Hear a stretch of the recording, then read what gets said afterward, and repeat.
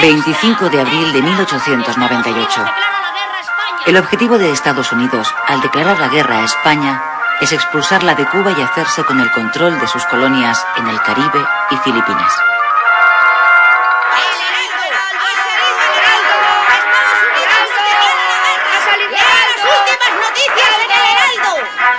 La noticia no sorprende demasiado en España, porque en cierta medida era esperada. Unos días antes, el gobierno de Estados Unidos había dejado clara su posición. Habría guerra si España no le vendía Cuba. El precio que ofreció por la isla fue de 300 millones de dólares. El gobierno español, aún siendo consciente de la desigualdad de fuerzas y habiendo hecho hasta entonces lo posible por evitar la guerra, declinó la oferta. En la calle, la reacción mayoritaria ante la inminencia de la guerra es eufórica y patriotera. Casi todos dan por hecha la victoria contra los yanquis. Los periódicos se llenan de dibujos satíricos donde los estadounidenses aparecen como cerdos bien cebados o habitantes de un país de tenderos y comerciantes de poca monta. El delirio colectivo se instala en el país.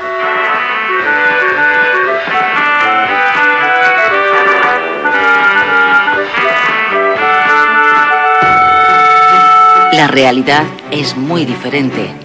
Estados Unidos, como potencia emergente que es, lleva varios años renovando su flota y construyendo acorazados como este, el Olympia, que todavía hoy se conserva atracado en Filadelfia. El gobierno se dispone a llevar a la práctica la doctrina que el presidente Monroe puso en marcha a comienzos de siglo: América para los americanos.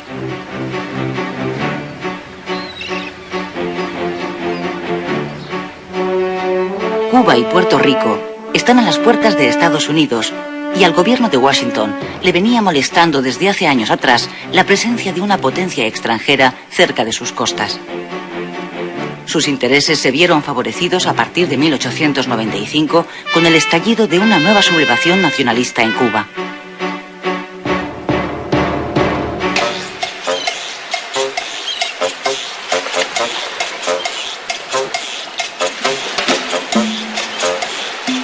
Fue en febrero de 1895 cuando los líderes de la sublevación, el poeta José Martí y los generales Máximo Gómez y Antonio Maceo, desembarcaron en la isla. Los tres habían vivido exiliados en Estados Unidos, donde habían conseguido apoyo político y financiero.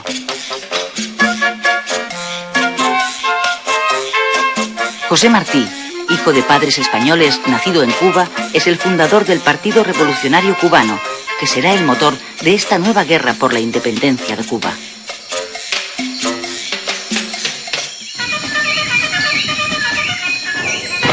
Un mes después de su desembarco, Martí moría en una de las primeras escaramuzas de su ejército contra las tropas españolas.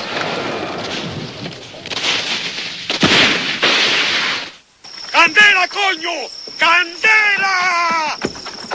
En esta segunda guerra de Cuba se produjeron dos novedades respecto de la primera. Una, que los sublevados llevaron el conflicto a la zona occidental de la isla, la más rica, y arrasaron todo lo que encontraron a su paso. Se trataba de aplicar la táctica de tierra quemada. Uno de sus generales, Antonio Maceo, lo expresaba así: aniquilar Cuba es vencer al enemigo. La segunda novedad fue que Estados Unidos, que ya había penetrado económicamente en la isla, abandonó su posición de neutralidad y apoyó abiertamente a los independentistas.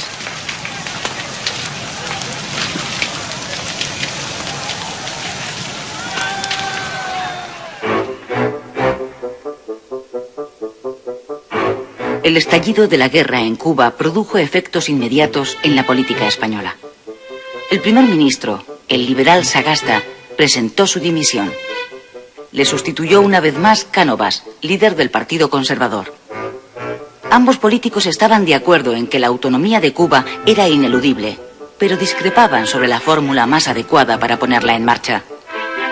Cánovas sostenía que la paz tenía que ser previa a las reformas. Sagasta prefería comenzar por las reformas porque creía que ellas traerían la paz. En lo que sí coincidían ambos era en que había que agotar todos los recursos humanos y económicos en defensa de la colonia. Dimitido Sagasta, Cánovas nombró al general Martínez Campos, conocido como el Pacificador porque había puesto fin a la anterior guerra de Cuba, nuevo capitán general de Cuba, con el encargo de buscar la paz por la vía del pacto. Pero su estrategia de pacificación fracasó también.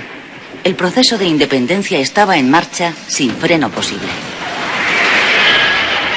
Se trataba de una guerra de guerrillas basada en los ataques por sorpresa, donde los insurrectos tenían a su favor las condiciones del clima, el conocimiento del terreno y, sobre todo, el apoyo de gran parte de la población campesina.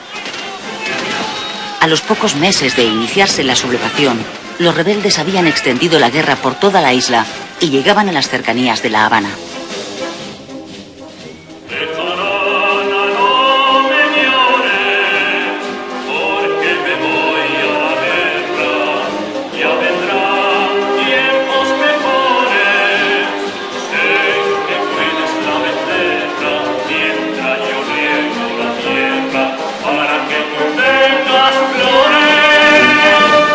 Miles de soldados españoles fueron enviados a Cuba. Las despedidas se convirtieron en manifestaciones de entusiasmo en medio de un clima de euforia nacionalista. Hasta 200.000 reclutas llegarían a salir de los puertos españoles con destino a la isla. Todos ellos tenían en común su origen humilde. A la guerra solo iban los pobres, los que no podían pagar los 9 euros, 1.500 pesetas de entonces, que costaba librarse del servicio militar. 50.000 de ellos morirían en Cuba.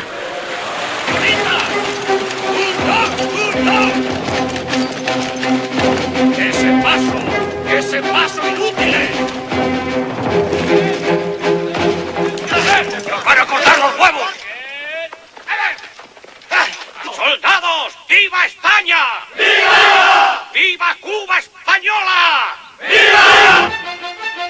Fracasada la vía de la negociación, Cánovas nombró al general Valeriano Bayler nuevo capitán general de Cuba.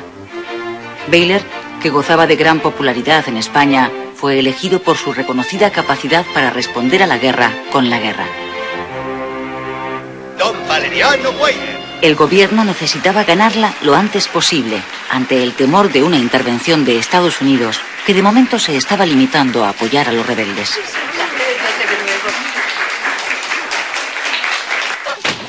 El general Bayler dio un giro radical a la estrategia mantenida hasta entonces. Con el propósito de aislar a los independentistas de su soporte social, los campesinos que les facilitan información, alimentos y apoyos, ordenó a la población rural que se concentrara en poblados controlados por las fuerzas españolas. Además, reforzó las trochas ya utilizadas en la Primera Guerra de Cuba, aunque con poco éxito. Estas son las trochas, o sea, caminos desbrozados y bordeados de fortines. El planteamiento estratégico es sencillo. Si se corta la isla por estas trochas, se divide en compartimentos estancos. Se aíslan las rebeliones parciales y, con una fuerza reducida, se puede proceder a la limpieza de cada sector, impidiendo que entre ellos se comuniquen. ¡Caballería! La nueva estrategia de Bayler cambió el signo de la guerra. Después de haber ocupado prácticamente toda la isla, los insurrectos fueron reducidos de nuevo a la parte oriental. Varios de sus líderes murieron o fueron detenidos. Sin embargo, su política de concentración de la población rural, cerca de 400.000 personas, le pasó una enorme factura. La falta de alimentos y la proliferación de enfermedades causaron entre los campesinos una elevadísima mortandad. Los periódicos norteamericanos, especialmente los sensacionalistas, que ya estaban embarcados en una campaña de propaganda contra España, encontraron sus mejores argumentos en las medidas de Bayler, al que describieron como un militar sanguinario responsable de todas esas muertes y de atroces campos de concentración.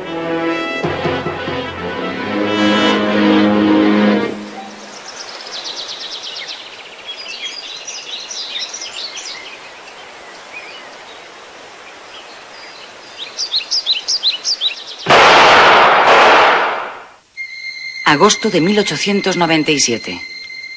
El presidente de gobierno, Cánovas, es asesinado en el balneario de Mondragón, donde veranea. El autor es un anarquista italiano que actuó solo. Todavía hoy continúa siendo un enigma quién estuvo detrás del magnicidio. Algunas fuentes dicen que fue una venganza por la ejecución, poco tiempo antes en Montjuïc, de 5 anarquistas condenados por el atentado de la procesión del Corpus en Barcelona. También se ha especulado con la posibilidad de que interviniera alguna trama con intereses en la crisis de Cuba. El asesinato de Cánovas produjo un vuelco en la situación política española. En un intento de apaciguar a los Estados Unidos, Sagasta, el nuevo presidente, destituyó a Bayler. Además, concedió a la isla una amplia autonomía. Sin embargo, tanto la guerra como la presión de Washington continuaron.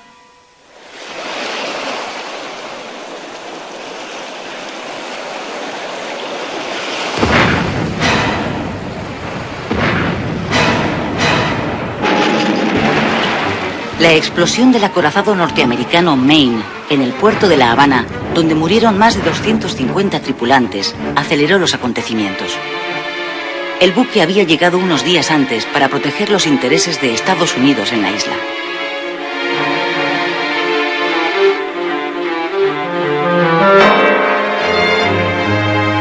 Las últimas investigaciones apuntan hoy a un accidente como causa de la explosión. Pero la reacción de la opinión pública norteamericana fue unánime. Se acusó a España de sabotaje. La prensa exigió represalias a su gobierno e incluso ofreció una recompensa a quien descubriera a los autores, por supuesto españoles, de la tragedia. A España ya le resultaba casi imposible evitar la guerra. El gobierno ordenó entonces a una parte de la escuadra española partir hacia Cuba para reforzar su protección. Otra parte la envió a Filipinas. Esta es la única imagen que conservamos de uno de nuestros acorazados, el Vizcaya.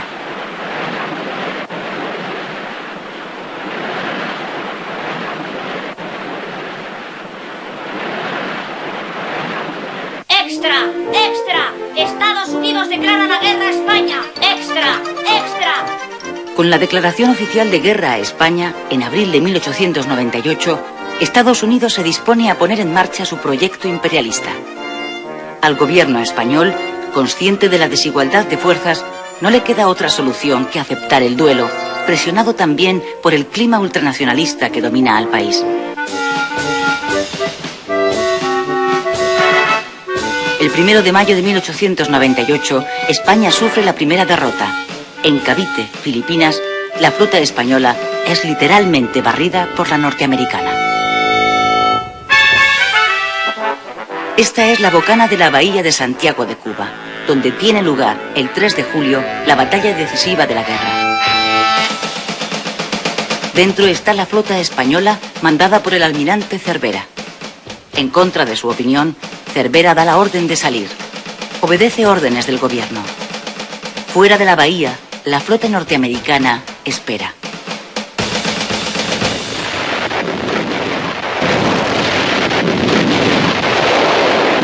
Tras 4 horas de combate, la escuadra española sufre una derrota aplastante.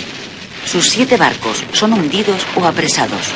Mueren 350 marineros españoles, norteamericanos 1.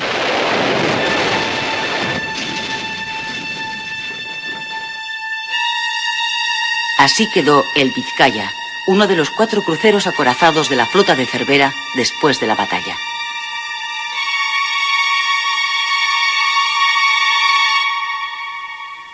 Tras la derrota, el desastre se precipita. 3 meses más tarde, en octubre de 1898, España firma en París el Tratado de Paz por el que reconoce la independencia de Cuba y además cede a los Estados Unidos, Filipinas y Puerto Rico. Es el fin del Imperio español y el comienzo del Imperio americano.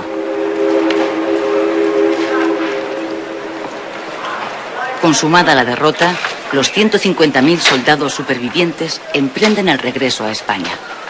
Son héroes anónimos de la primera guerra relámpago de la historia. Ellos, que fueron a la guerra porque no tenían el dinero necesario para librarse de ella, son las auténticas víctimas del desastre. Esta injusticia es el germen de un creciente sentimiento antimilitarista en la sociedad española.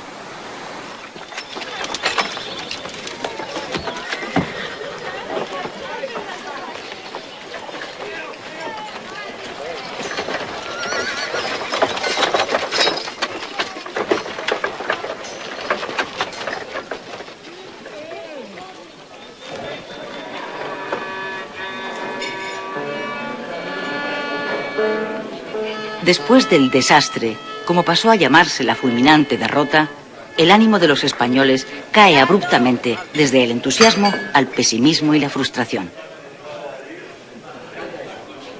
A las tertulias de los cafés llega una palabra que empieza a ponerse de moda: regeneración.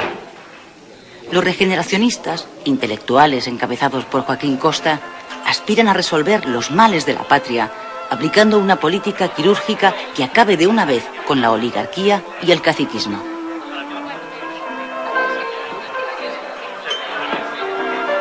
Sin embargo, y a pesar de los cambios que se están operando en la sociedad, la actividad política no cambia.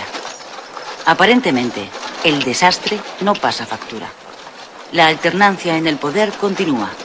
Los liberales dejan paso a los conservadores.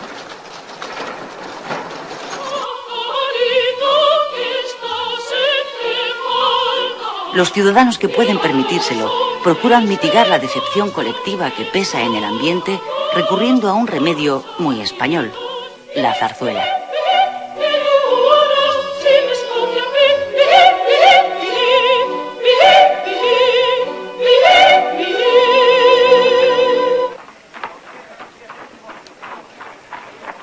En ese tiempo aparece en la escena pública nacional un puñado de intelectuales que más adelante serán conocidos como la generación del 98, que comparten un sentimiento: el dolor de España. Sus obras tienen un punto en común: la búsqueda incesante del ser de aquella España moribunda y de las raíces de su decadencia.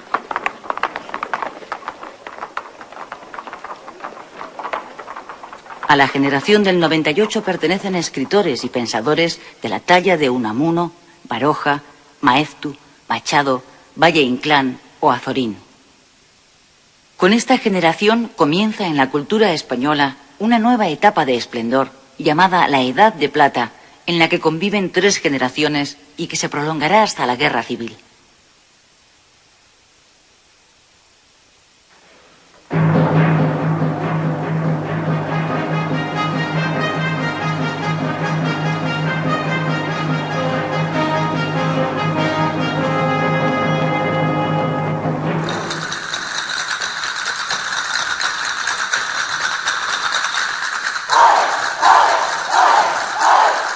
Pintores como Picasso, Sorolla, Zuloaga, Casas, Vázquez Díaz, arquitectos como Gaudí, músicos como Albéniz, Granados o Falla, filósofos como Ortega y Gasset, intelectuales como Marañón, Dors, Azaña, Pérez de Ayala o científicos como Santiago Ramón y Cajal, que consigue el Nobel de Medicina en 1906, son algunos de los nombres que han hecho posible que la cultura española alcance una segunda edad de oro durante el siglo XX.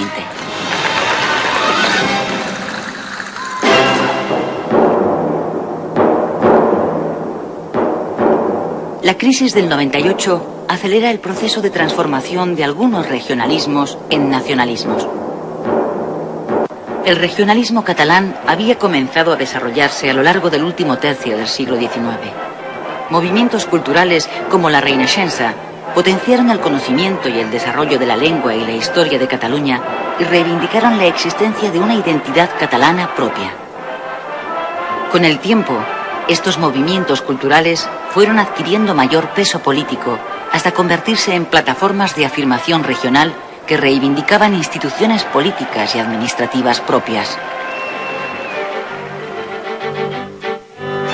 Aquí, en este salón del Ayuntamiento de Manresa, los dirigentes de la Unió Catalanista habían aprobado en 1892 las bases para la elaboración de una constitución regional catalana que reclamaba amplias cotas de autonomía para Cataluña. Ahora, tras el desastre, este proceso se acelera. los catalanistas aspiran a potenciar su propia identidad nacional y a distanciarse de España, a la que consideran una nación envejecida, cuando no muerta, incapaz de modernizarse para incorporarse a las corrientes europeas. Así surge la Lliga Regionalista de Cataluña, un partido catalanista de centro-derecha que dominará la política catalana durante las 2 primeras décadas del siglo XX. Prat de la Riba y Francesc Cambó son sus líderes más destacados.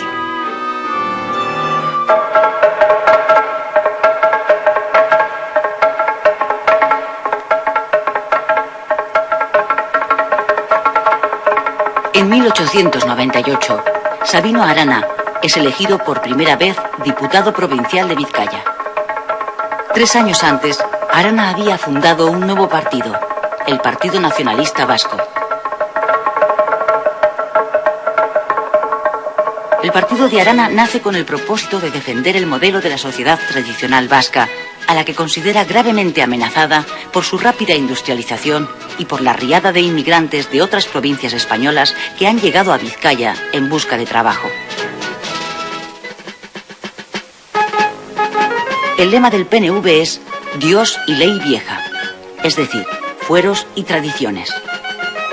Sabino Arana defiende un nacionalismo radical basado en la raza, en la lengua y en la religión.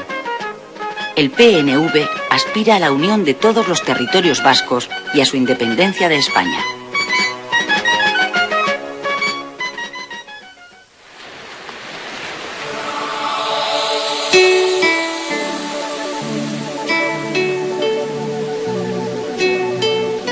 En Galicia, el regionalismo nace de la pluma de los intelectuales que, como Rosalía de Castro, rescatan el uso literario de su lengua. Esa es también una manera de denunciar el olvido secular del Estado hacia Galicia, una región abandonada y deprimida. Casi medio millón he sacado por la venta del negocio. Aquí están los libros y la liquidación.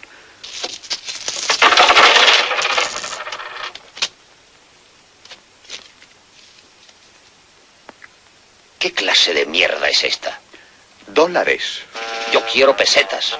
Han ganado la guerra. Los dólares van hacia arriba. La peseta, caput. La pérdida de las colonias obliga a muchos españoles a liquidar sus negocios allí.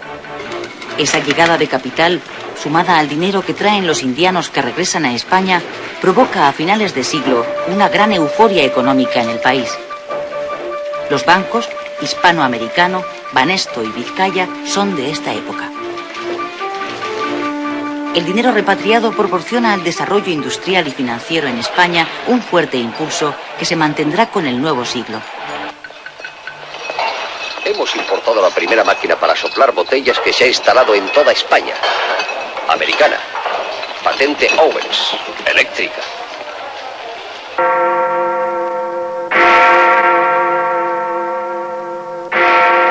Toda España espera con ilusión la llegada del nuevo siglo, el siglo XX.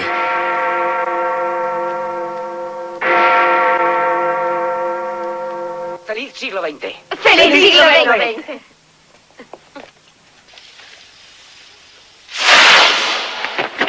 Nunca tantos, 18,5 millones de españoles, han estado tan de acuerdo en algo, en su deseo de dejar atrás el desastroso final del siglo XIX.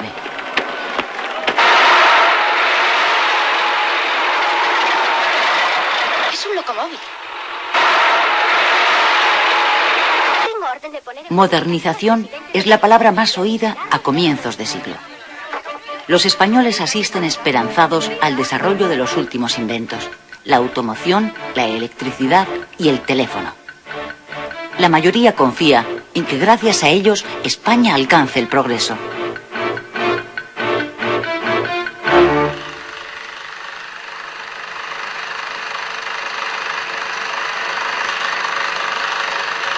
Compitiendo con los espectáculos tradicionales de las ferias, el cinematógrafo, que cumple 5 años con la entrada del siglo XX, se convierte en el espectáculo favorito de gentes de toda clase y condición. Con el cine nace la cultura de masas. y también con el fútbol, un deporte que se pone de moda con el nuevo siglo y que tiene muy buena acogida entre los españoles. Las clases más acomodadas ponen de moda el veraneo. Los ricos abandonan las ciudades cuando llegan los calores del verano en busca del frescor de la costa.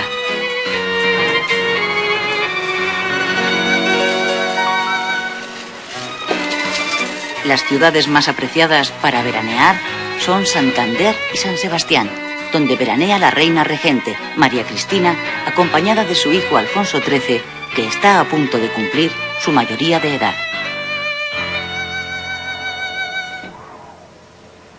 Enero de 1902. Alfonso XIII, a punto de cumplir 16 años, estrena su diario personal y escribe: Este año me encargaré de las riendas del Estado, acto de suma trascendencia tal y como están las cosas, porque de mí depende si ha de quedar en España la monarquía borbónica o la república.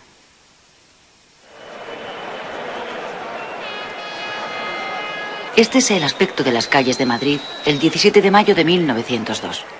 Los madrileños esperan para ver pasar la comitiva real.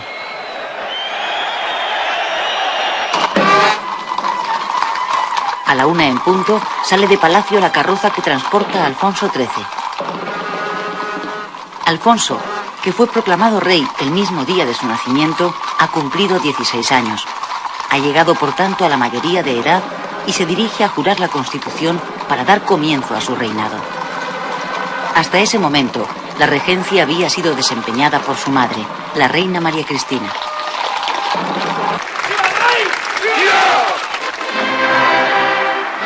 Cuando jura la Constitución de 1876 en el Congreso, el rey tiene muy presente una idea que también ha escrito en su diario. Yo puedo ser un rey que se llene de gloria regenerando la patria, pero también puedo ser un rey que no gobierne, que sea gobernado por sus ministros y por fin puesto en la frontera.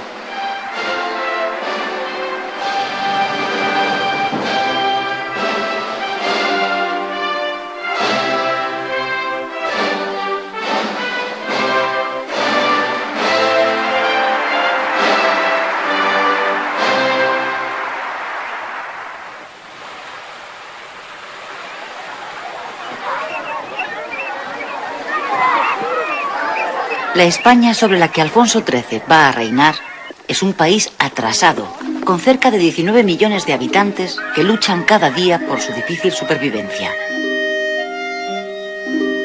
La esperanza de vida es de 34 años. Las familias tienen una media de 5 hijos. La mortalidad infantil es extremadamente alta.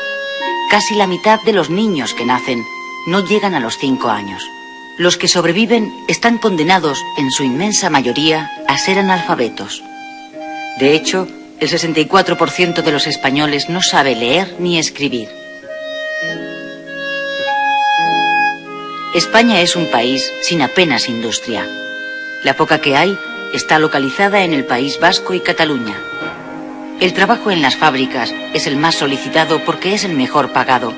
El sueldo diario oscila entre las 3 y las 4 pesetas, 2 céntimos de euro.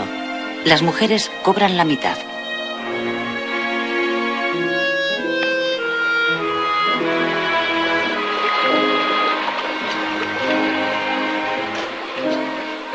No ha sido hasta el comienzo del siglo XX cuando el Estado ha empezado a ocuparse de la protección social. El gobierno acaba de aprobar la Ley de Protección a Mujeres y Niños que, entre otras cosas, prohíbe que trabajen los menores de 10 años, pero los que sepan leer y escribir pueden trabajar desde los 9 años.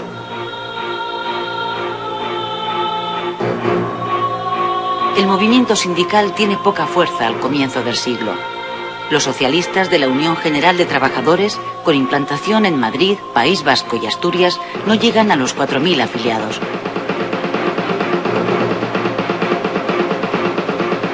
Los socialistas libertarios, los anarquistas, tienen un gran arraigo entre el proletariado catalán y el campesinado andaluz, pero carecen de una organización estable.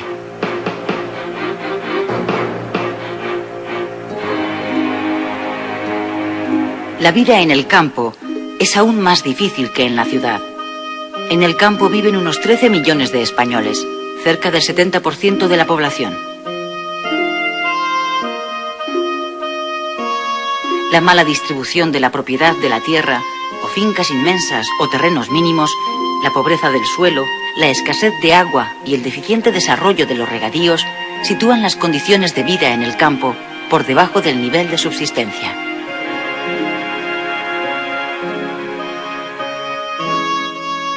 Los jornales, cuando los hay, suponen la tercera parte que los de la industria, 1 peseta diaria.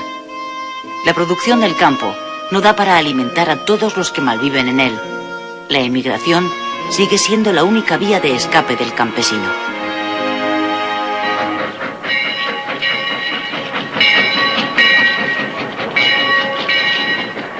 El cambio social más importante que tiene lugar en el siglo XX en España empieza a producirse desde los primeros años y se mantendrá hasta la década de los 70. El desplazamiento de la población desde el campo a las ciudades, huyendo de la miseria.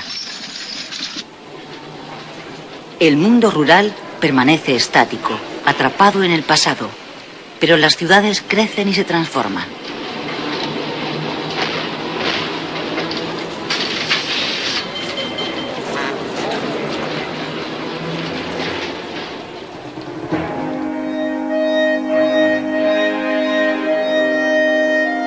Ni siquiera la reindustrialización del país permite que haya trabajo para todos.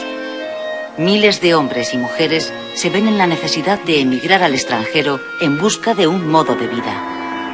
Durante el reinado de Alfonso XIII, 2,5 millones de españoles emigran a Argentina, Uruguay, Chile y otros países de América.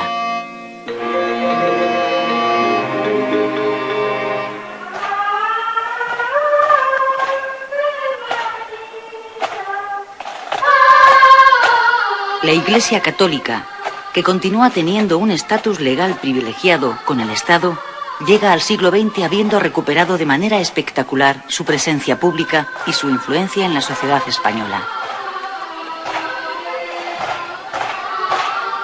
Pero el Partido Liberal, receloso del poder que ha vuelto a adquirir la Iglesia, decide introducir en su programa político el anticlericalismo de la tradición progresista. Acusa a la Iglesia de estar impidiendo el progreso del país, de predicar la resignación a los pobres y de haber bendecido la última guerra colonial. Los liberales sostienen que para que España pueda llegar a equipararse a Europa es imprescindible cortar los lazos entre la Iglesia y el Estado e instaurar un sistema moderno y laico.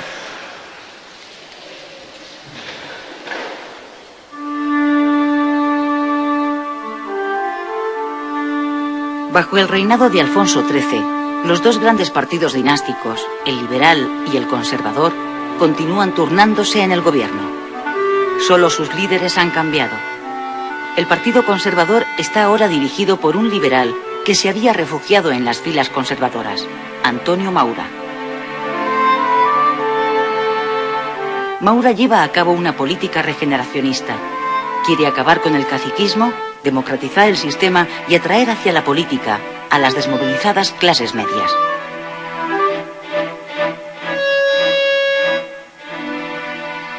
Hola, pequeño.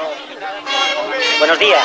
Hola. Ya hemos llegado, pequeño. Hala. ¡Qué angelito! Y angelito ni qué cuerno. Eres un demonio. Es que no veis que es la República. ¡Qué niña tan bonita! Con la llegada del nuevo siglo, los partidos republicanos que se habían quedado fuera del Parlamento recuperan su presencia pública en las zonas urbanas del país. En Barcelona, el abogado y periodista Alejandro Lerroux se convierte en el ídolo político de las clases trabajadoras. Jóvenes bárbaros de hoy, rebelaos contra todo. No hay nada o casi nada bueno. Rebelaos contra todos. No hay nadie o casi nadie justo. Entrad a saco en los conventos. Levantad el velo a las novicias y elevadlas a la categoría de madres. Otro periodista, Vicente Blasco Ibáñez, desde el periódico El Pueblo, convierte a Valencia en la capital republicana de España. Tenemos que unirnos hacia el futuro, hacia la modernidad y el progreso. Tenemos que ampliar nuestros horizontes y mirar al cielo. Y volar, queridos ciudadanos, ¡volar! Esto es seguro, ¿verdad? Hombre, más seguro que una entrada en barrera. ¡A volar! ¡A volar!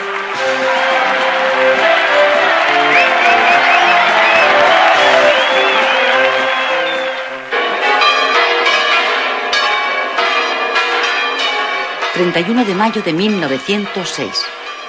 En la iglesia de los Jerónimos acaban de casarse Alfonso XIII y la princesa inglesa Victoria Eugenia de Battenberg.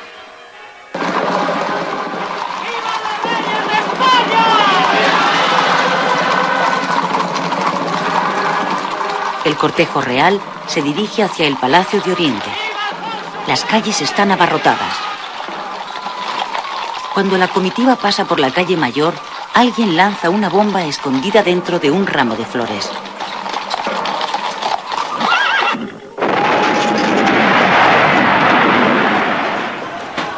Los reyes salen milagrosamente ilesos del atentado que causa 30 muertos y decenas de heridos.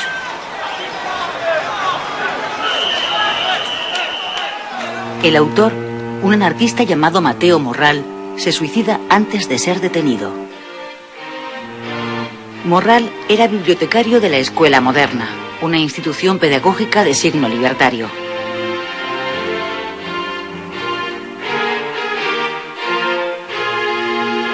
Francisco Ferrer y Guardia, su fundador, es procesado por el atentado. Uno de sus abogados es Lerroux. Tras un año de prisión, Ferrer sale en libertad por falta de pruebas.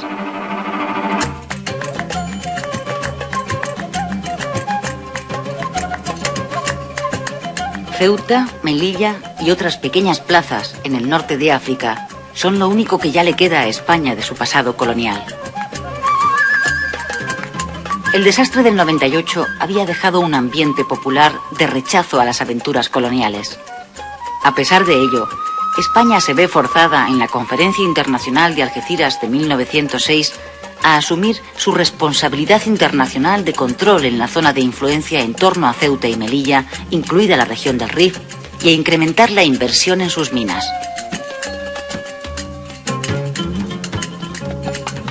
A comienzos de julio de 1909, las tribus rifeñas, que llevan varios meses hostigando a los mineros españoles, matan a varios de ellos. El gobierno de Maura moviliza entonces a 20.000 reservistas para tomar represalias contra los insurgentes. Últimas noticias. Acaba de zarpar otro vapor con soldados para el África. Los reservistas embarcan en Barcelona. Son soldados que ya han hecho el servicio militar al no haber podido pagar las 1.500 pesetas necesarias para librarse. Muchos de ellos son ya padres de familia. Su movilización provoca la protesta espontánea de sus mujeres que logran impedir el embarque. La noticia corre por Barcelona y hace estallar la ira popular contra la nueva aventura colonial. Anarquistas, socialistas y republicanos convocan una huelga general. El 27 de julio, las tribus rifeñas atacan por sorpresa a las fuerzas españolas cerca de Melilla, en el conocido como Barranco del Lobo.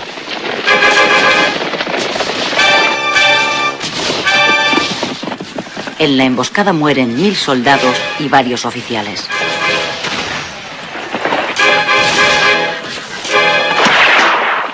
Son los escolapios de San Pablo. Los han incendiado. ¿Cómo? ¿Qué? ¿Los escolapios?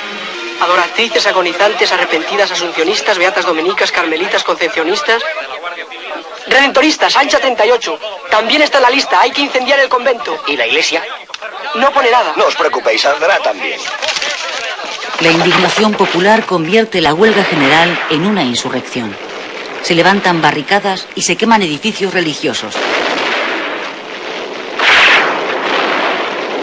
Más de 50 iglesias y conventos arden o son saqueados. El motín de Barcelona dura una semana.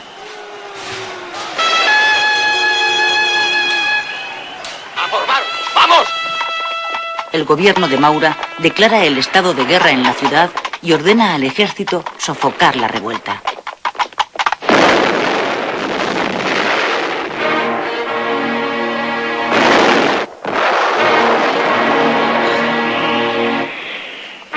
La semana trágica se salda con 113 muertos. De ellos, 104 son civiles y 9 son militares. Una vez sofocado el motín, se producen 2.000 detenidos. 5 son condenados a muerte por los tribunales militares. Entre ellos está el pedagogo anarquista Ferrer y Guardia, al que el gobierno elige como cabeza de turco y acusa de haber inducido a la rebelión.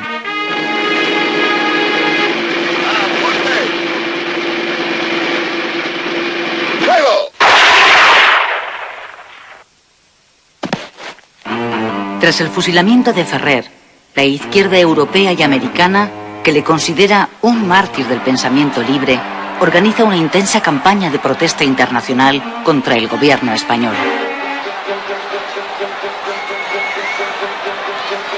Se producen centenares de manifestaciones. Solo en la de París se concentran 50.000 manifestantes. En España, los liberales, que hasta ese momento habían apoyado al gobierno, deciden sumarse al frente antimaurista ya existente, formado por republicanos, socialistas y anarquistas, y organizan manifestaciones por todo el país pidiendo la dimisión de Maura. El rey cede ante la presión, le retira su confianza y llama a los liberales para formar nuevo gobierno.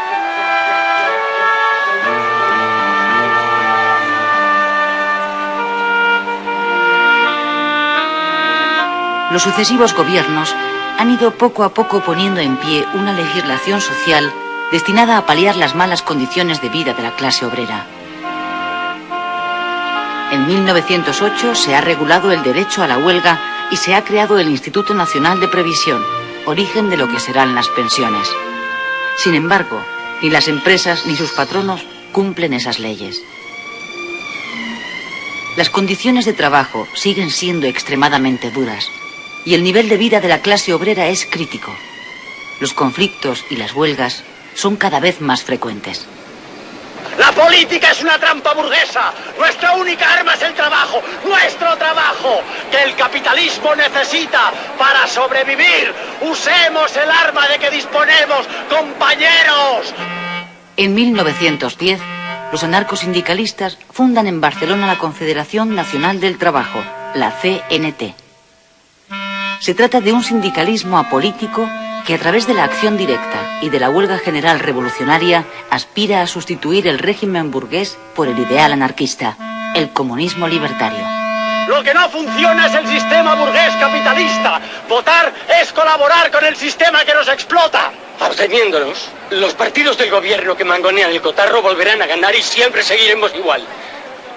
En las elecciones de 1910, el Partido Socialista, que se presenta en coalición con los republicanos, consigue por primera vez un escaño en el Congreso de los Diputados.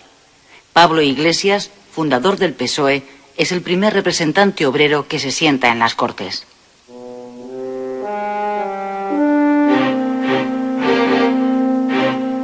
En 1910, y después de varios años de crisis internas, el Partido Liberal encuentra un nuevo líder, José Canalejas.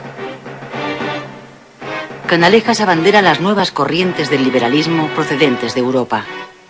Él pretende fortalecer y modernizar el país a través de una mayor intervención en materias económicas y sociales y estableciendo un Estado laico.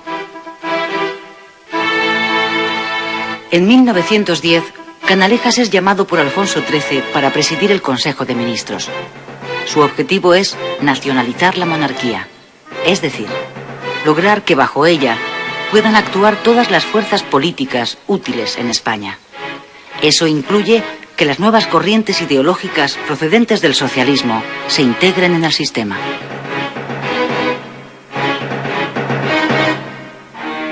Canalejas continúa la política regeneracionista de Maura. Una de las primeras medidas de su gobierno es la implantación del servicio militar obligatorio. A partir de ese momento, nadie podrá librarse de ir al frente en caso de guerra.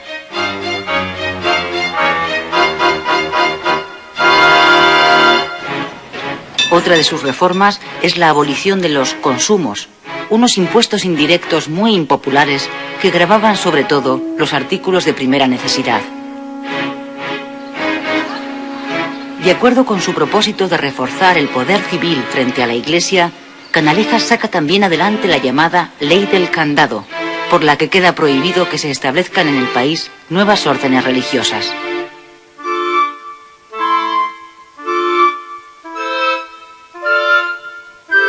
Por último, Canalejas prosigue la descentralización de la administración estatal y aprueba la Ley de Mancomunidades.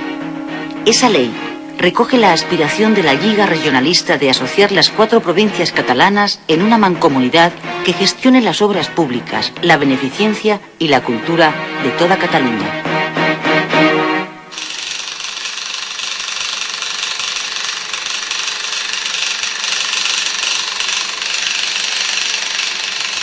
Esta es la reconstrucción del asesinato de Canalejas que realiza un operador cinematográfico pocas horas después del magnicidio, el 12 de noviembre de 1912. El actor que hace el papel de Pardinas, el anarquista que asesina a Canalejas y después se suicida, es Pepe Isbert. Con la muerte de Canalejas acaba también la esperanza de regeneración del sistema político vigente en ese momento. A partir de entonces, comienza una lenta pero inexorable erosión de los 2 partidos en que se apoya la monarquía, el liberal y el conservador. Miles de personas pasan por la capilla ardiente del presidente asesinado instalada en el Congreso de los Diputados.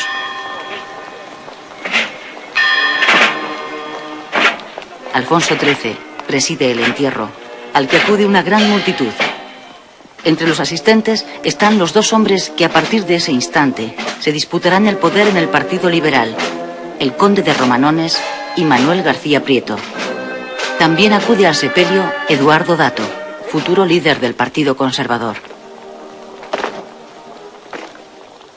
El archiduque de Austria cría asesinato en Zaragoza. Julio de 1914. 50 millones de jóvenes europeos son movilizados para ir a la guerra que acaba de estallar en Europa y que será conocida más tarde como la Primera Guerra Mundial. En España es Eduardo Dato quien preside en esos momentos el gobierno. Dato decreta inmediatamente la neutralidad y la no intervención de nuestro país. La medida, que es bien acogida, no evita que los españoles se dividan. Las izquierdas se declaran aliadófilas porque consideran que Francia representa la libertad y los derechos del hombre. Las derechas se muestran germanófilas porque ven en el Segundo Reich la encarnación política del orden. ¡Abajo los aliados! ¡Venga! Alemania ganará. No se da cuenta. Dense por vencidos. Han inventado la aspirina. Me pongo a temblar. Estamos perdidos. Haya paz, caballeros. Haya paz.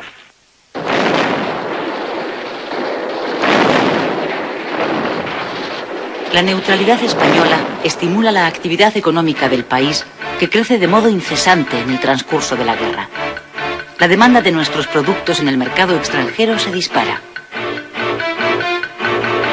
Desde la industria al campo, pasando por la minería, todos los sectores conocen un periodo de bonanza. Se vende todo lo que se produce. Los cuantiosos beneficios obtenidos propician el desarrollo del capitalismo español.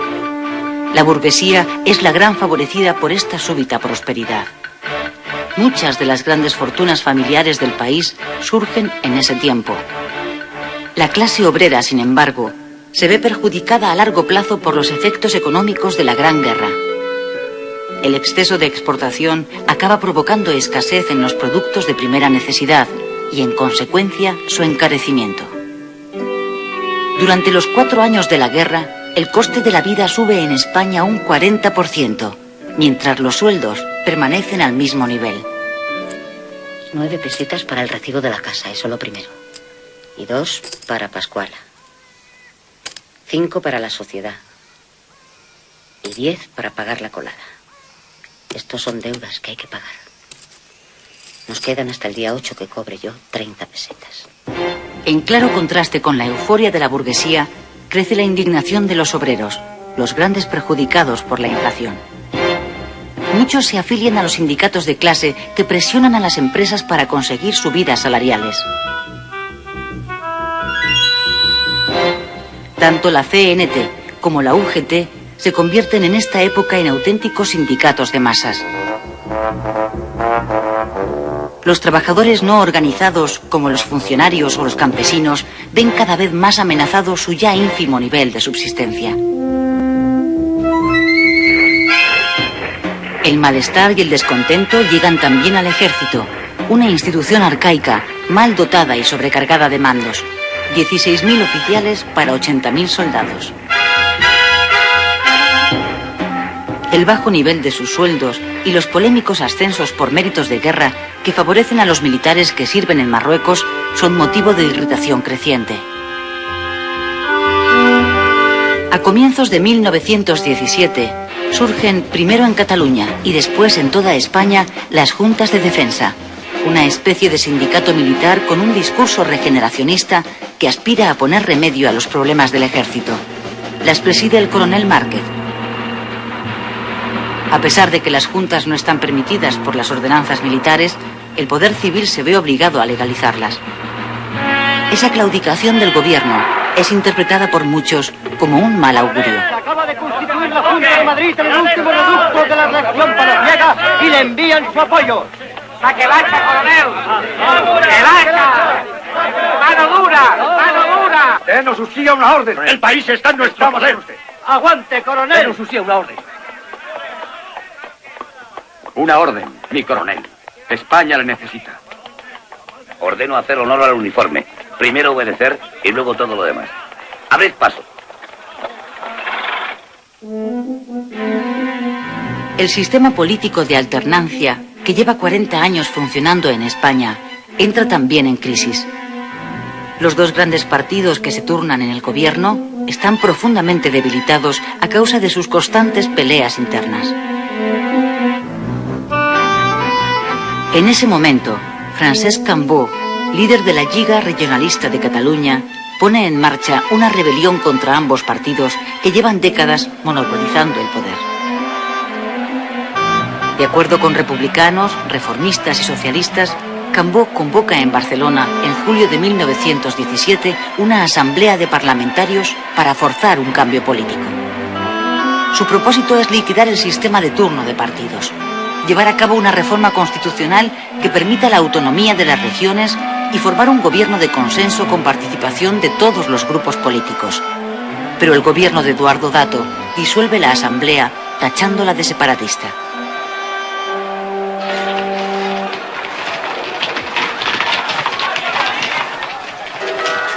Agosto de 1917. Comienza la huelga general revolucionaria convocada por UGT. Aunque los motivos aducidos son económicos, es decir, la indignación obrera por la subida del coste de la vida, su objetivo declarado es político: derribar la monarquía, formar un gobierno provisional y convocar unas cortes constituyentes.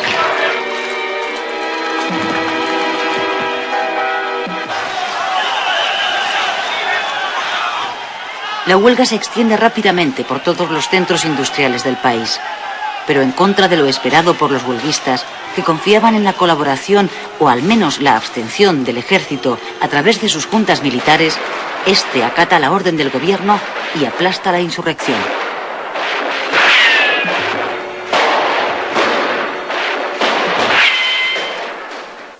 El fin de la huelga se salda con 80 muertos, 150 heridos y 2.000 detenidos, incluidos todos los miembros del comité de huelga. 3 meses después, en la cárcel, a los detenidos les llega la noticia del triunfo de la revolución bolchevique en Rusia.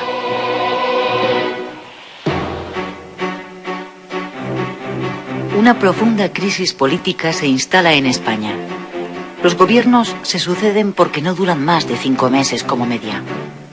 Alfonso XIII intenta resolver la situación encargándole a Antonio Maura la formación de un gobierno de unión nacional. En este cuadro, que recoge el momento histórico, se ve a Maura presentando ante el Senado a su gobierno.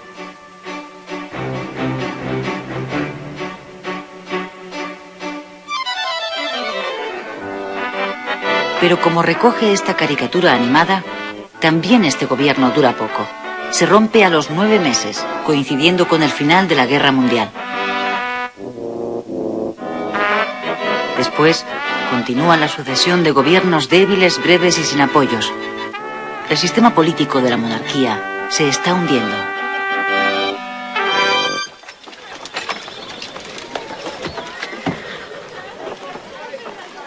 Estas imágenes son las primeras que existen de la celebración del 1 de mayo. son de 1919 y corresponden a la manifestación que organiza la UGT en Madrid. El sindicato celebra también la última gran conquista de los trabajadores, la implantación hace pocos días de la jornada de 8 horas. España es uno de los primeros países en introducir esta medida. Europa vive en esos momentos azotada por una crisis económica profunda y generalizada que ha provocado un aumento de la conflictividad social y un gran desarrollo del sindicalismo. En nuestro país, la UGT ha llegado a los 250.000 afiliados y la CNT a los 700.000.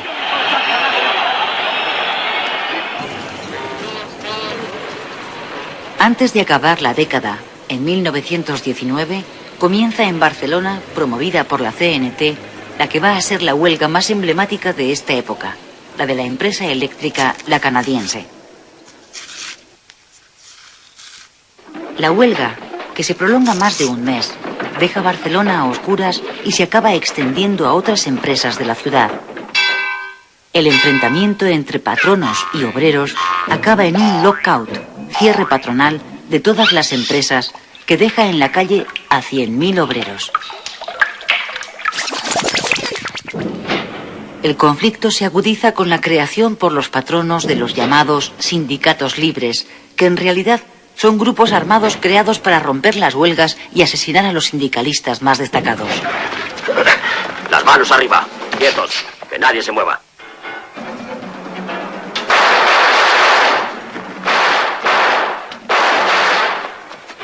Los anarquistas, para defenderse, crean a su vez sus propias bandas de pistoleros. Comienza así una espiral de sangre, el pistolerismo, en la que el terrorismo sustituye a la lucha sindical.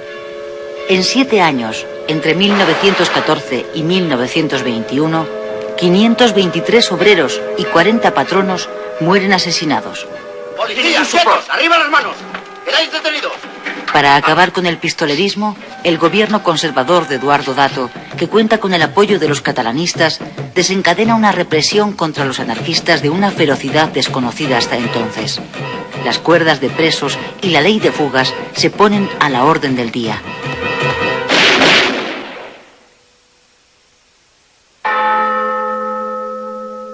Marzo de 1921. El presidente del gobierno, Eduardo Dato, es asesinado por 3 anarquistas. El líder conservador se convierte en víctima de la política que su propio gobierno está aplicando en Cataluña.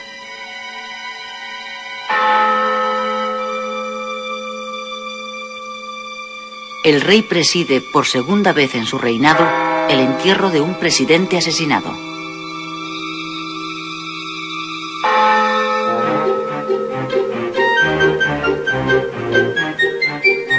Con la llegada de los años 20, el problema con Marruecos aparece de nuevo en la vida de nuestro país. El ejército español destacado allí está mandado por el general Silvestre y cuenta con 80.000 hombres. Las operaciones militares que se realizan pretenden hacer efectivo el dominio español sobre el protectorado del norte de Marruecos. En el Rif, la zona oriental del protectorado, las tropas españolas han de enfrentarse a las tribus bereberes mandadas por Abdelkrim. El 16 de julio de 1921, los rifeños atacan masivamente y cercan a los soldados españoles destacados en Anual. 5 días después, el general Silvestre ordena la retirada hacia Melilla, pero la retirada acaba convirtiéndose en una desbandada. Se produce una persecución de 140 kilómetros en la que las fortificaciones construidas por los españoles en los últimos 10 años caen una detrás de otra como fichas de dominó. La persecución acaba en el fuerte del Monte Arruit, donde los 3.000 soldados que han conseguido llegar logran resistir un asedio de 10 días. Finalmente, los rifeños toman el lugar y pasan a cuchillo a 2.300 soldados. Los demás son hechos prisioneros.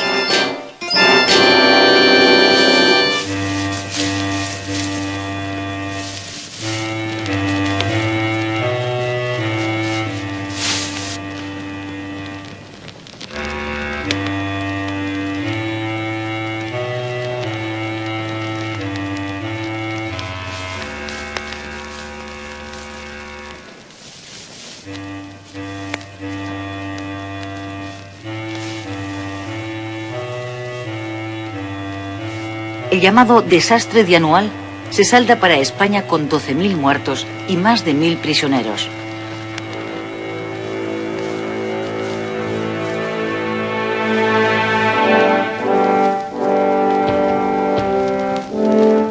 En España, la noticia del desastre provoca en la calle manifestaciones de protesta por parte de republicanos, liberales y socialistas. Los diputados de estos partidos exigen en el Parlamento el abandono de Marruecos. Además de al ejército, hacen al rey responsable del desastre. El ejército vuelve a estar en el punto de mira de la sociedad española.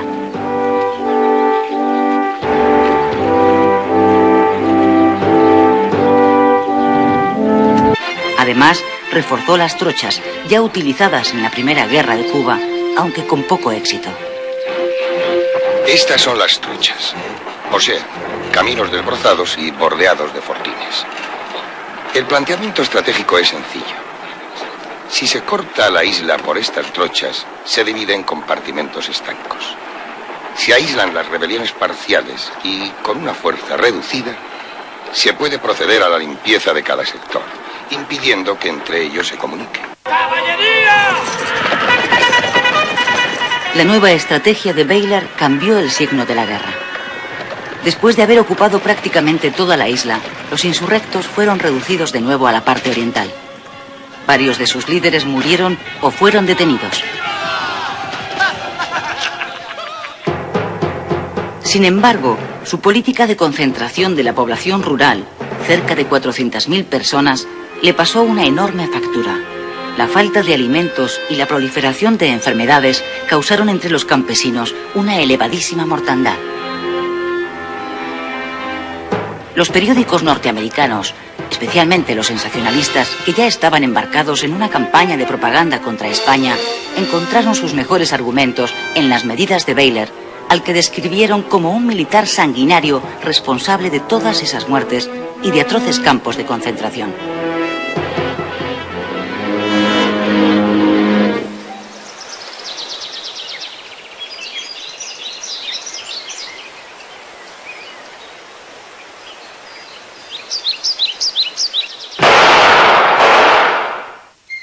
Agosto de 1897. El presidente de gobierno, Cánovas, es asesinado en el balneario de Mondragón, donde veranea. El autor es un anarquista italiano que actuó solo. Todavía hoy continúa siendo un enigma quién estuvo detrás del magnicidio. Algunas fuentes dicen que fue una venganza por la ejecución, poco tiempo antes en Montjuïc, de 5 anarquistas condenados por el atentado de la procesión del Corpus en Barcelona. También se ha especulado con la posibilidad de que interviniera alguna trama con intereses en la crisis de Cuba. El asesinato de Cánovas produjo un vuelco en la situación política española. En un intento de apaciguar a los Estados Unidos, Sagasta, el nuevo presidente, destituyó a Bayler. Además, concedió a la isla una amplia autonomía. Sin embargo, tanto la guerra como la presión de Washington continuaron.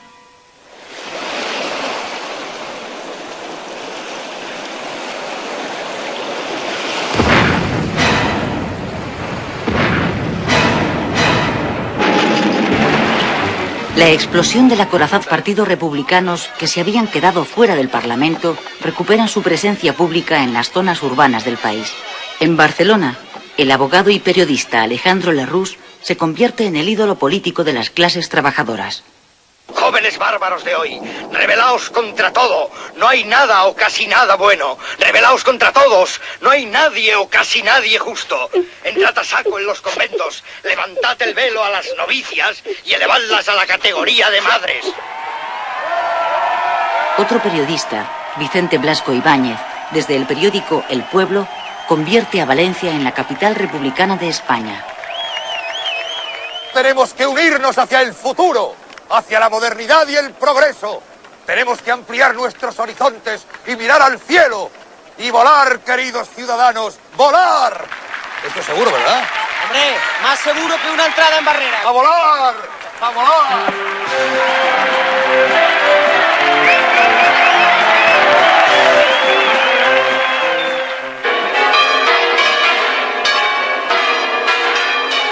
31 de mayo de 1906.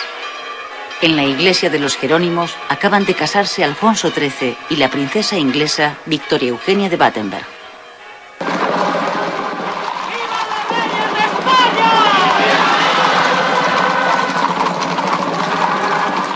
El cortejo real se dirige hacia el Palacio de Oriente. Las calles están abarrotadas. Cuando la comitiva pasa por la calle Mayor, alguien lanza una bomba escondida dentro de un ramo de flores.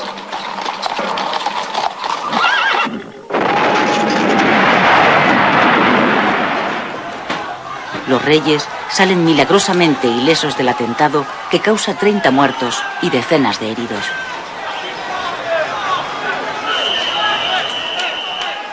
El autor, un anarquista llamado Mateo Morral, se suicida antes de ser detenido. Morral era bibliotecario de la Escuela Moderna, una institución pedagógica de signo libertario.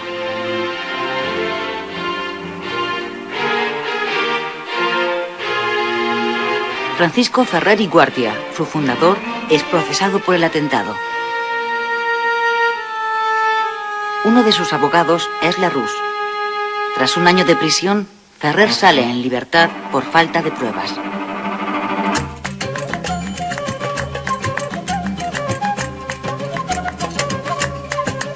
Ceuta, Melilla y otras pequeñas plazas en el norte de África son lo único que ya le queda a España de su pasado colonial. El desastre del 98 había dejado un ambiente popular de rechazo a las aventuras coloniales. Medio de españoles han estado tan de acuerdo en algo, en su deseo de dejar atrás el desastroso final del siglo XIX.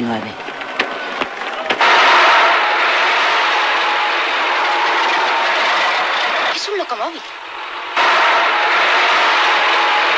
Tengo orden de poner... Modernización es la palabra más oída a comienzos de siglo. Los españoles asisten esperanzados al desarrollo de los últimos inventos: la automoción, la electricidad y el teléfono. La mayoría confía en que gracias a ellos España alcance el progreso.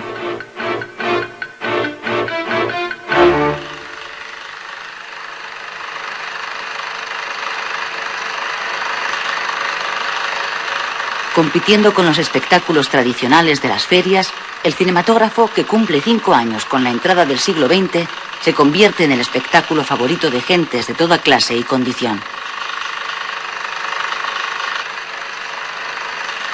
Con el cine nace la cultura de masas, y también con el fútbol, un deporte que se pone de moda con el nuevo siglo y que tiene muy buena acogida entre los españoles. Las clases más acomodadas ponen de moda el veraneo. Los ricos abandonan las ciudades cuando llegan los calores del verano en busca del frescor de la costa.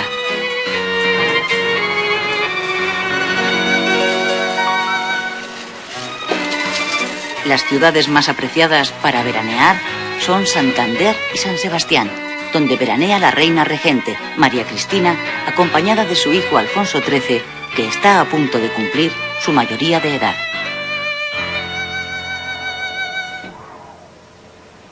Enero de 1902. Alfonso XIII, a punto de cumplir 16 años, estrena su diario personal y escribe: Este año me encargaré de las riendas del Estado, acto de suma trascendencia tal y como están las cosas, porque de mí depende si ha de quedar en España la monarquía borbónica o la república.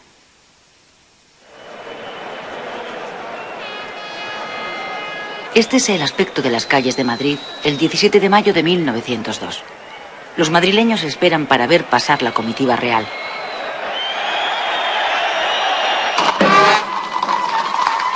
A la 1 en punto sale de Palacio la carroza que transporta a Alfonso XIII.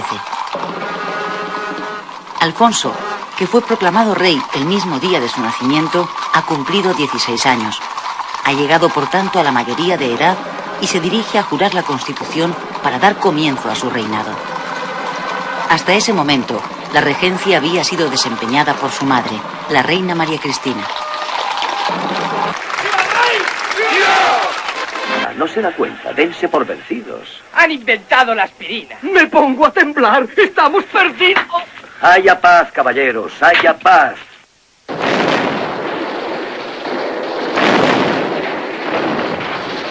La neutralidad española estimula la actividad económica del país, que crece de modo incesante en el transcurso de la guerra.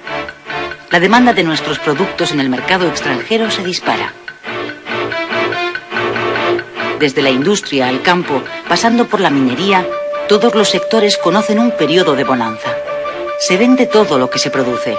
Los cuantiosos beneficios obtenidos propician el desarrollo del capitalismo español. La burguesía es la gran favorecida por esta súbita prosperidad. Muchas de las grandes fortunas familiares del país surgen en ese tiempo. La clase obrera, sin embargo, se ve perjudicada a largo plazo por los efectos económicos de la Gran Guerra. El exceso de exportación acaba provocando escasez en los productos de primera necesidad y, en consecuencia, su encarecimiento. Durante los 4 años de la guerra, el coste de la vida sube en España un 40%, mientras los sueldos permanecen al mismo nivel. 9 pesetas para el recibo de la casa, eso lo primero. Y 2 para Pascuala. 5 para la sociedad. Y 10 para pagar la colada. Estos son deudas que hay que pagar. Nos quedan hasta el día 8 que cobre yo 30 pesetas. En claro contraste con la euforia de la burguesía, crece la indignación de los obreros, los grandes perjudicados por la inflación. Muchos se afilian a los sindicatos de clase que presionan a las empresas para conseguir subidas salariales. Tanto la CNT como la UGT se convierten en esta época en auténticos sindicatos de masas. Los trabajadores no organizados, como los funcionarios o los campesinos, ven cada vez más amenazado su ya ínfimo nivel de subsistencia. El malestar y el descontento llegan también al ejército, una institución arcaica, mal dotada y sobrecargada de mandos. 16.000 oficiales para 80.000 soldados. El bajo nivel de sus sueldos y los polémicos ascensos por méritos de guerra que favorecen a los militares que sirven en Marruecos son motivo de irritación creciente. A comienzos de 1917 surgen primero en Cataluña y después en toda España las juntas de defensa, una especie de sindicato militar con un discurso regeneracionista que aspira a poner remedio a los problemas del ejército. Las preside el coronel Márquez, a pesar de que la sombra escondida dentro de un ramo de flores.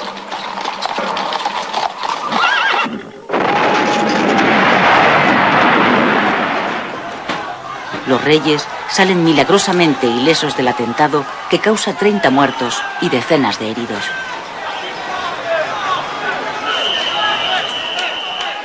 El autor, un anarquista llamado Mateo Morral, se suicida antes de ser detenido. Morral era bibliotecario de la Escuela Moderna, una institución pedagógica de signo libertario.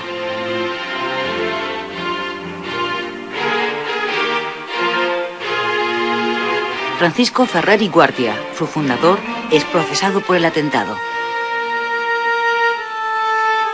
Uno de sus abogados es Larrousse. Tras un año de prisión, Ferrer sale en libertad por falta de pruebas.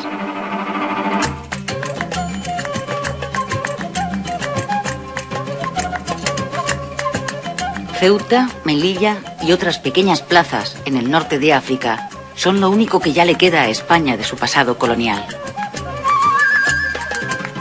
El desastre del 98 había dejado un ambiente popular de rechazo a las aventuras coloniales. A pesar de ello, España se ve forzada en la Conferencia Internacional de Algeciras de 1906 a asumir su responsabilidad internacional de control en la zona de influencia en torno a Ceuta y Melilla, incluida la región del Rif, y a incrementar la inversión en sus minas.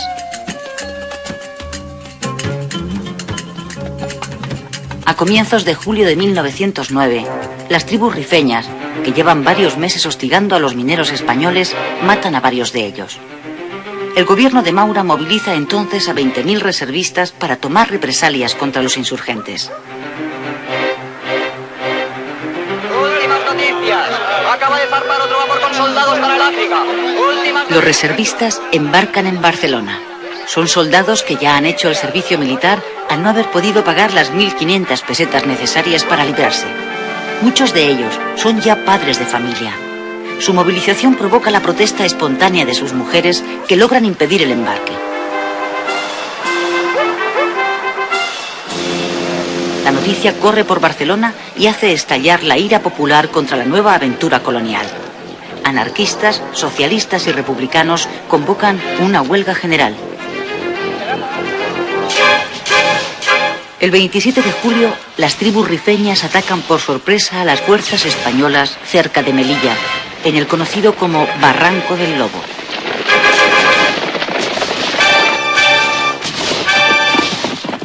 En la emboscada mueren 1000 soldados y varios oficiales.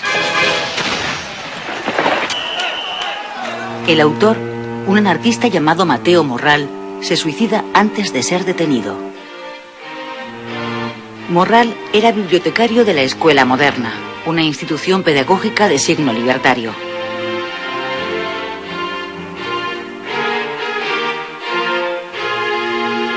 Francisco Ferrer y Guardia, su fundador, es procesado por el atentado. Uno de sus abogados es Larrousse. Tras un año de prisión, Ferrer sale en libertad por falta de pruebas.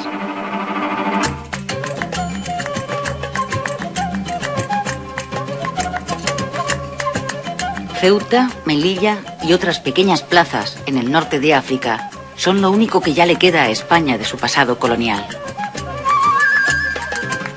El desastre del 98 había dejado un ambiente popular de rechazo a las aventuras coloniales.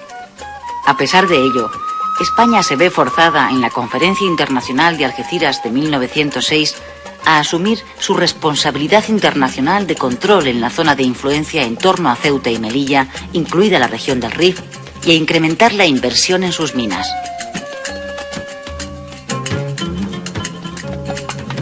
A comienzos de julio de 1909, las tribus rifeñas, que llevan varios meses hostigando a los mineros españoles, matan a varios de ellos. El gobierno de Maura moviliza entonces a 20.000 reservistas para tomar represalias contra los insurgentes. Últimas noticias. Acaba de zarpar otro vapor con soldados para el África. Los reservistas embarcan en Barcelona.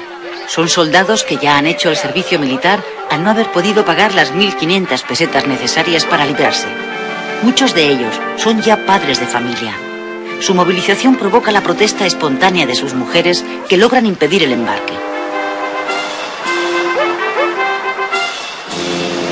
La noticia corre por Barcelona y hace estallar la ira popular contra la nueva aventura colonial. Anarquistas, socialistas y republicanos convocan una huelga general. El 27 de julio, las tribus rifeñas atacan por sorpresa a las fuerzas españolas cerca de Melilla, en el conocido como Barranco del Lobo.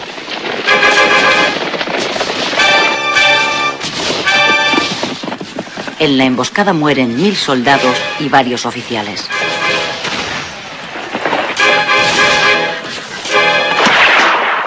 Son los escolapios de San Pablo.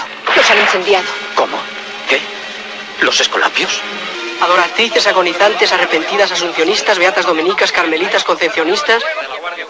Redentoristas, Ancha 38. También está en la lista, hay que incendiar el convento. ¿Y la iglesia? Congreso de los Diputados.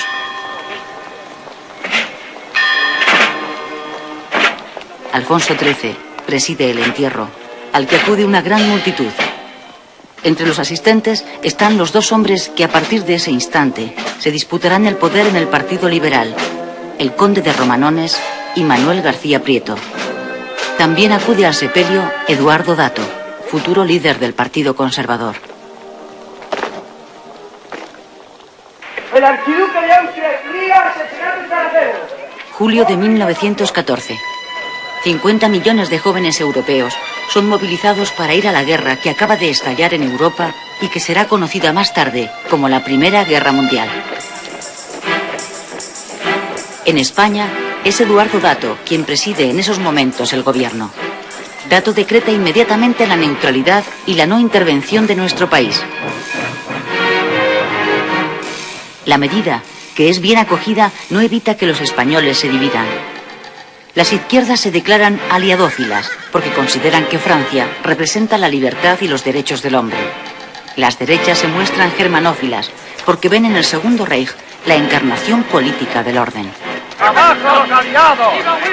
¡Venga! Alemania ganará. No se da cuenta. Dense por vencidos. Han inventado la aspirina. Me pongo a temblar. Estamos perdidos. Haya paz, caballeros. Haya paz.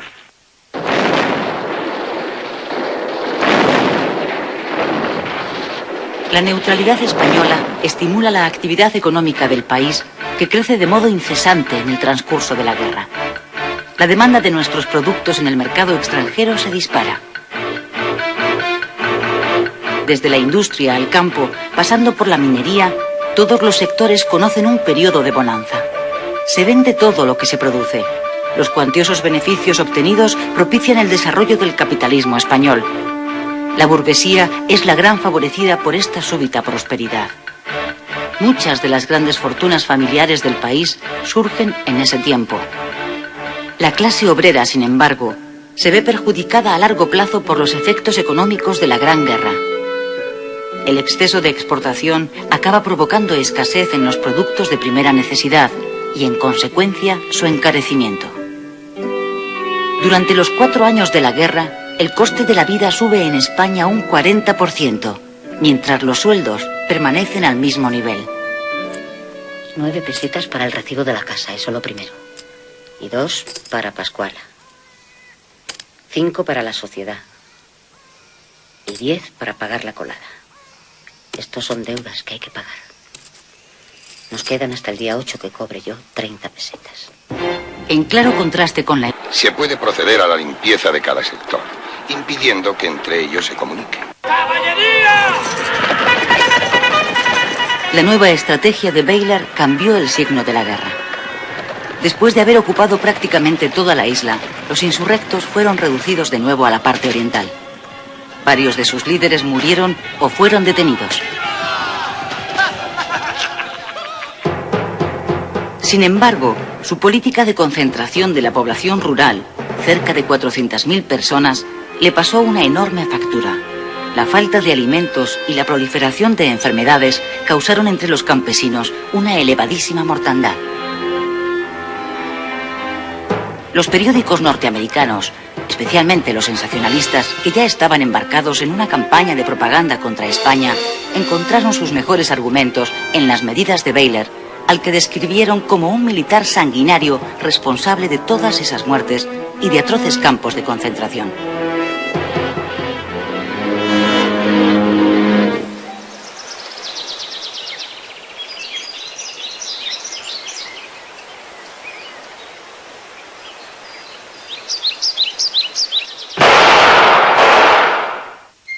Agosto de 1897.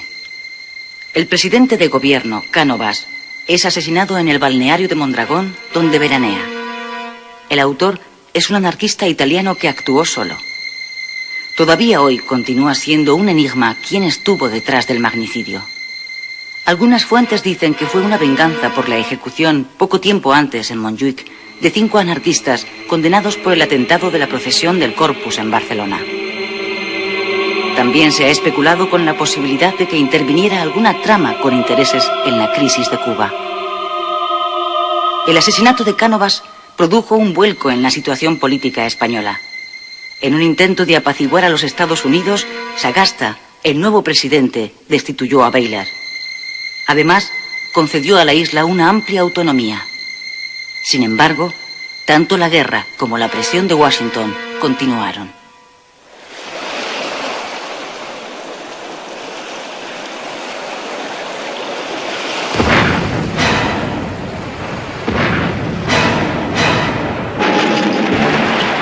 La explosión del acorazado norteamericano Maine en el puerto de La Habana, donde murieron más de 250 tripulantes, aceleró los acontecimientos. El buque había llegado unos días antes para proteger los intereses de Estados Unidos en la isla.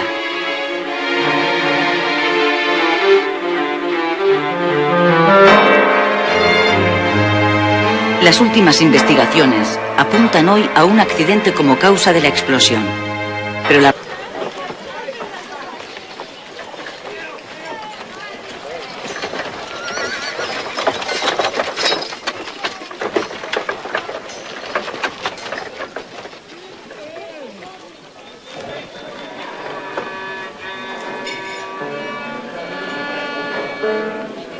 Después del desastre, como pasó a llamarse la fulminante derrota, el ánimo de los españoles cae abruptamente desde el entusiasmo al pesimismo y la frustración. A las tertulias de los cafés llega una palabra que empieza a ponerse de moda: regeneración. Los regeneracionistas, intelectuales encabezados por Joaquín Costa, aspiran a resolver los males de la patria aplicando una política quirúrgica que acabe de una vez con la oligarquía y el caciquismo.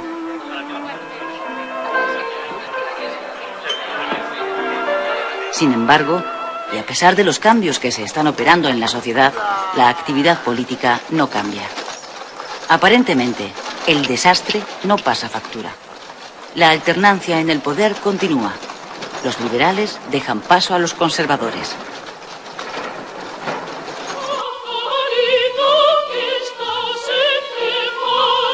Los ciudadanos que pueden permitírselo procuran mitigar la decepción colectiva que pesa en el ambiente recurriendo a un remedio muy español: la zarzuela.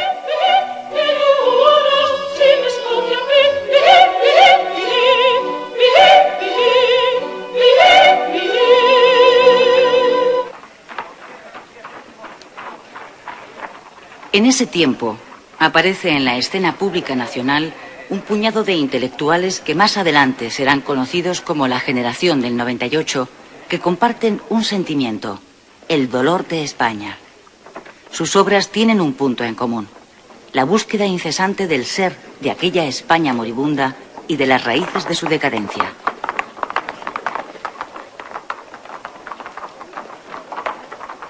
A la generación del 98 pertenecen escritores y pensadores de la talla de Unamuno, Baroja, Maeztu, Machado, Valle Inclán o Azorín. Con esta generación comienza en la cultura española una nueva etapa de esplendor llamada la Edad de Plata, en la que conviven 3 generaciones y que se prolongará hasta la Guerra Civil.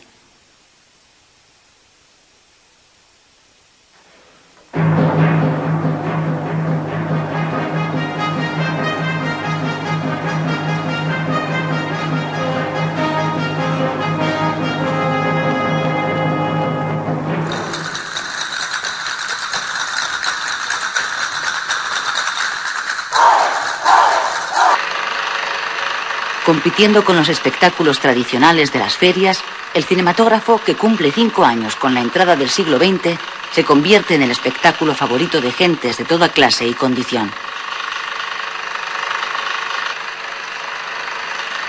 Con el cine nace la cultura de masas, y también con el fútbol, un deporte que se pone de moda con el nuevo siglo y que tiene muy buena acogida entre los españoles.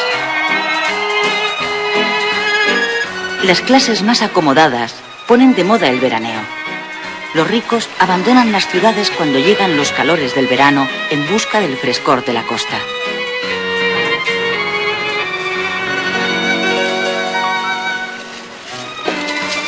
Las ciudades más apreciadas para veranear son Santander y San Sebastián, donde veranea la reina regente, María Cristina, acompañada de su hijo Alfonso XIII, que está a punto de cumplir su mayoría de edad.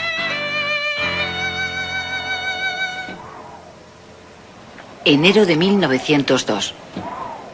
Alfonso XIII, a punto de cumplir 16 años, estrena su diario personal y escribe: «Este año me encargaré de las riendas del Estado, acto de suma trascendencia tal y como están las cosas, porque de mí depende si ha de quedar en España la monarquía borbónica o la república».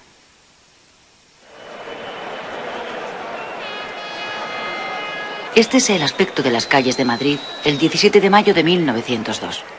Los madrileños esperan para ver pasar la comitiva real.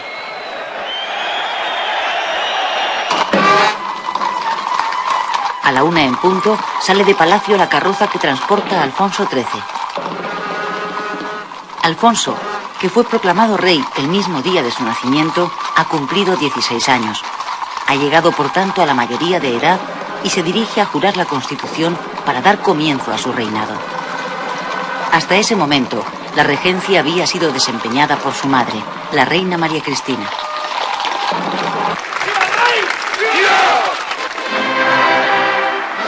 Cuando jura la Constitución de 1876 en el Congreso, el rey tiene muy presente una idea que también ha escrito en su diario.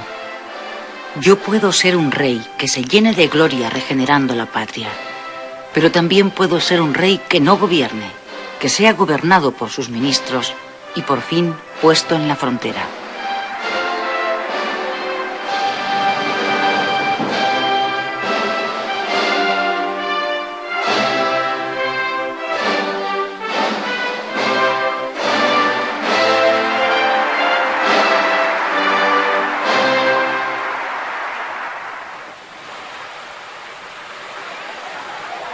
Con el tiempo, estos movimientos culturales fueron adquiriendo mayor peso político hasta convertirse en plataformas de afirmación regional que reivindicaban instituciones políticas y administrativas propias. Aquí, en este salón del Ayuntamiento de Manresa, los dirigentes de la Unió Catalanista habían aprobado en 1892 las bases para la elaboración de una constitución regional catalana que reclamaba amplias cotas de autonomía para Cataluña. Ahora, tras el desastre, este proceso se acelera. Los catalanistas aspiran a potenciar su propia identidad nacional y a distanciarse de España, a la que consideran una nación envejecida, cuando no muerta, incapaz de modernizarse para incorporarse a las corrientes europeas. Así surge la Lliga Regionalista de Cataluña, un partido catalanista de centro-derecha que dominará la política catalana durante las 2 primeras décadas del siglo XX. Prat de la Riba y Francesc Cambó son sus líderes más destacados.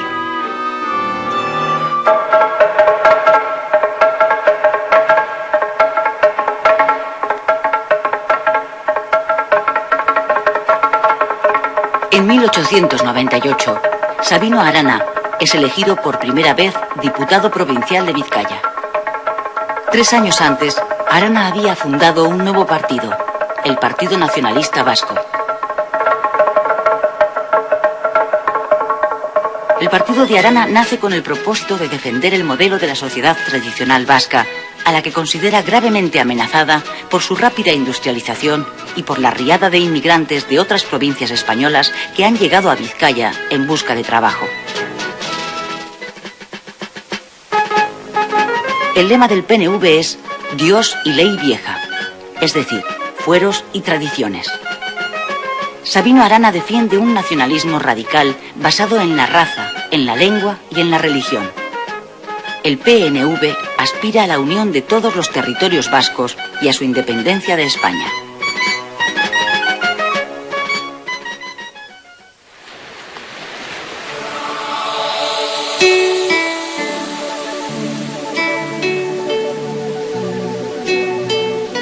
En Galicia, el regionalismo nace de la pluma de los intelectuales que, como Rosalía de Castro, rescatan el uso literario de su lengua. Esa es también una manera de denunciar el olvido secular del Estado hacia Galicia, una región abandonada y deprimida. Casi $500,000 he sacado por la venta del negocio. Aquí están los libros y la liquidación. Estos movimientos culturales fueron adquiriendo mayor peso político hasta convertirse en plataformas de afirmación regional que reivindicaban instituciones políticas y administrativas propias. Aquí, en este salón del Ayuntamiento de Manresa, los dirigentes de la Unió Catalanista habían aprobado en 1892 las bases para la elaboración de una constitución regional catalana que reclamaba amplias cotas de autonomía para Cataluña. Ahora, tras el desastre, este proceso se acelera. Los catalanistas aspiran a potenciar su propia identidad nacional y a distanciarse de España, a la que consideran una nación envejecida, cuando no muerta, incapaz de modernizarse para incorporarse a las corrientes europeas. Así surge la Lliga Regionalista de Cataluña, un partido catalanista de centro-derecha que dominará la política catalana durante las 2 primeras décadas del siglo XX. Prat de la Riba y Francesc Cambó son sus líderes más destacados.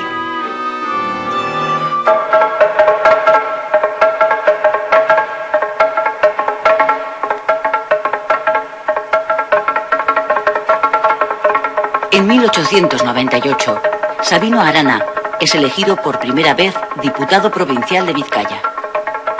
3 años antes, Arana había fundado un nuevo partido, el Partido Nacionalista Vasco.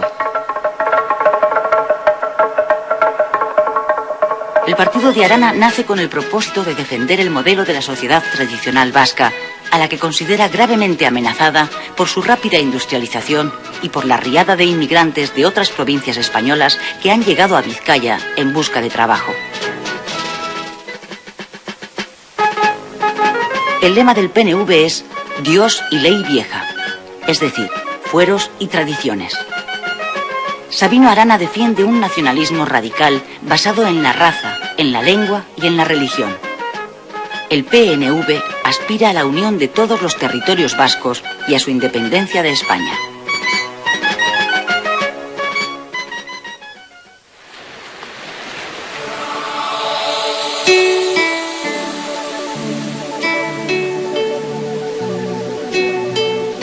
En Galicia, el regionalismo nace de la pluma de los intelectuales que, como Rosalía de Castro, rescatan el uso literario de su lengua.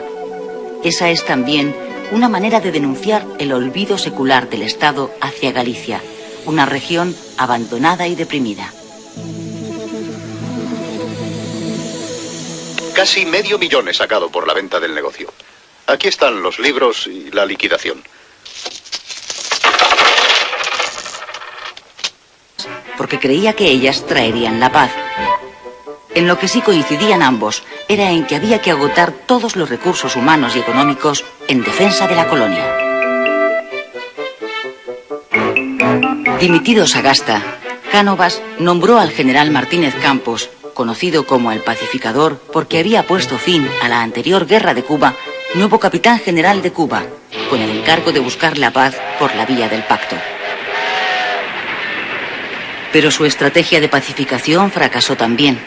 El proceso de independencia estaba en marcha sin freno posible.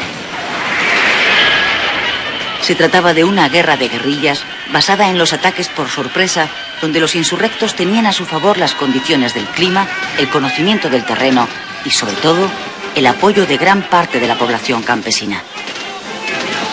A los pocos meses de iniciarse la sublevación, los rebeldes habían extendido la guerra por toda la isla y llegaban a las cercanías de La Habana.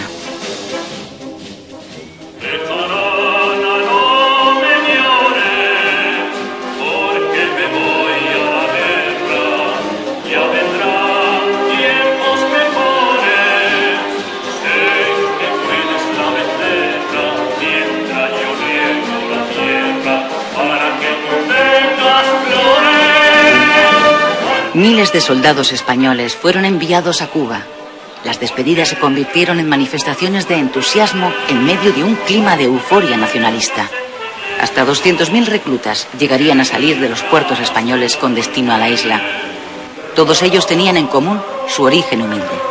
A la guerra solo iban los pobres, los que no podían pagar los 9 euros, 1.500 pesetas de entonces, que costaba librarse del servicio militar. 50.000 de ellos morirían en Cuba.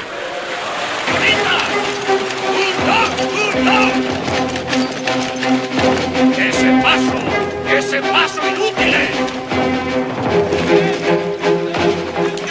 ¡Nos van a cortar los huevos!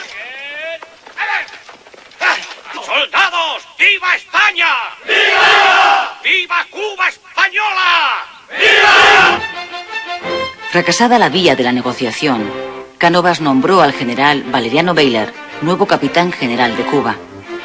Bayler, que gozaba de gran popularidad en España, fue elegido por su reconocida capacidad para responder a la guerra con la guerra.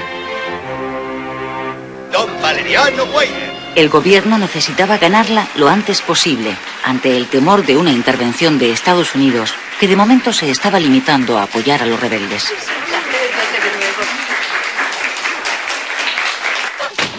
El general Bayler dio un giro radical a la estrategia mantenida hasta entonces. Con el propósito de aislar a los españoles, matan a varios de ellos. El gobierno de Maura moviliza entonces a 20.000 reservistas para tomar represalias contra los insurgentes. Últimas noticias. Acaba de zarpar otro vapor con soldados para el África. Los reservistas embarcan en Barcelona. Son soldados que ya han hecho el servicio militar al no haber podido pagar las 1.500 pesetas necesarias para librarse. Muchos de ellos son ya padres de familia. Su movilización provoca la protesta espontánea de sus mujeres que logran impedir el embarque. La noticia corre por Barcelona y hace estallar la ira popular contra la nueva aventura colonial. Anarquistas, socialistas y republicanos convocan una huelga general.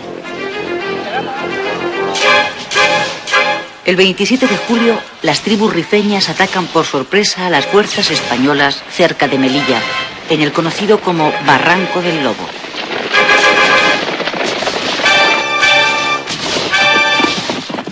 En la emboscada mueren 1000 soldados y varios oficiales.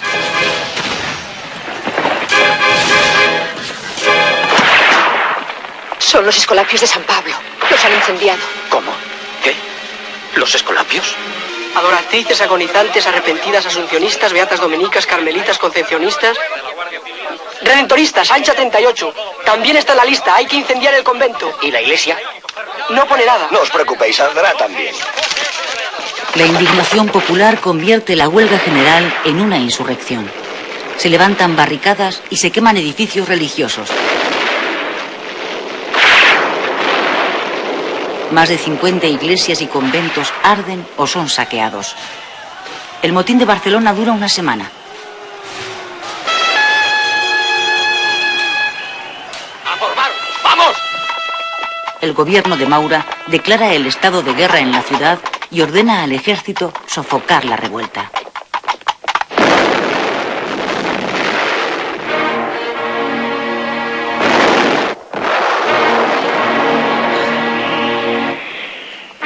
La semana trágica se salda con 113 muertos.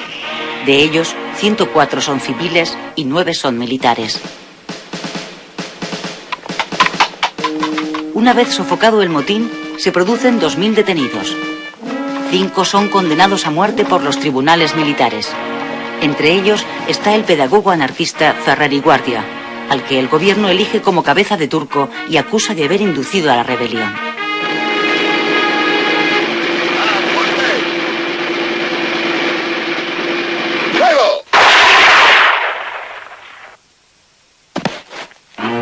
Tras el fusilamiento